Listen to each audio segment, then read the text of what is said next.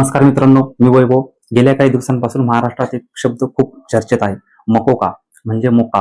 तुकाराम मुंढे यांनी गुटखा सिंडिकेट विरोधात मकोका लावण्याचा निर्णय झाल्याचं जाहीर केल्यानंतर अनेक लोकांच्या मनात एकच प्रश्न आहे, मकोका म्हणजे नेमकं काय? गुन्हेगार या कायद्याला एवढे घाबरतात का? मित्रांनो, सोप्या भाषेत सांगायचं म्हटलं तर मकोका म्हणजे Maharashtra control of organise crime act. MCOCA म्हणजे संघटित आणि टोळी पद्धतीने चालणाऱ्या गंभीर गुन्हेगारी नेटवर्कवर कठोर कारवाई करण्यासाठी बनवलेला महाराष्ट्राचा विशेष कायदा आहे. हा कायदा 1999 मध्ये महाराष्ट्रात लागू करण्यात आला. अंडरवर्ल्ड, माफिया, खंडणीसारखे गुन्हे आणि ऑर्गनाइज क्राईमवर नियंत्रण मिळवणे. सामान्य गुन्हा आणि ऑर्गनाइज क्राईम यात खूप मोठा फरक असतो.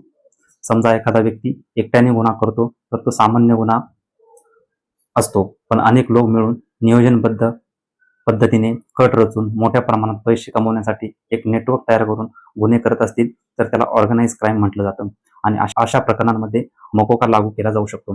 मित्रांनो, आता प्रश्न आहे, भेसळयुक्त पदार्थ, गुटखा आणि मकोका यांचा संबंध. तर तुकाराम मुंढे यांनी सांगितलं आहे की हा विषय आता फक्त एखाद्या पानटपरीवाल्याचा किंवा छोट्या सेलरचा राहिलेला नाही. हा एक मोठा ऑर्गनाइज सिंडिकेट असल्याचा संशय आहे.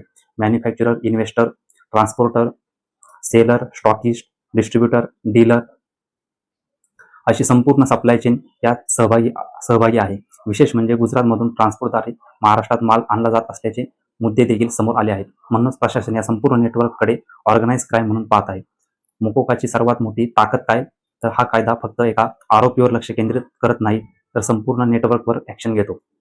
कोण माल तयार करतो, कोण पुरवठा करतो, कोण त्या कंपनीमध्ये पैसे इन्व्हेस्ट करतो, कोण पैसा कमवतो, कोण संरक्षण देतो आणि या सिंडिकेटचा मास्टरमाइंड कोण आहे याचा सखोल इन्व्हेस्टिगेशन केलं जाऊ शकतं.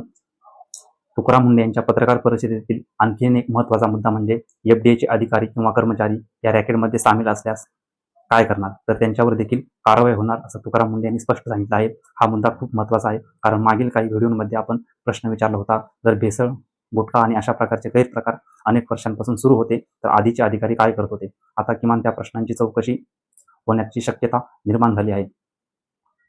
पण मकोका लागू झाला म्हणजे सरकार आणि इन्व्हेस्टिगेशन एजन्सीज हे प्रकरण अत्यंत गंभीर मानत आहेत असं स्पष्ट दिसत आहे आणि म्हणूनच आज महाराष्ट्रातील गुटखा सिंडिकेटमध्ये खळबळ उडाली आहे.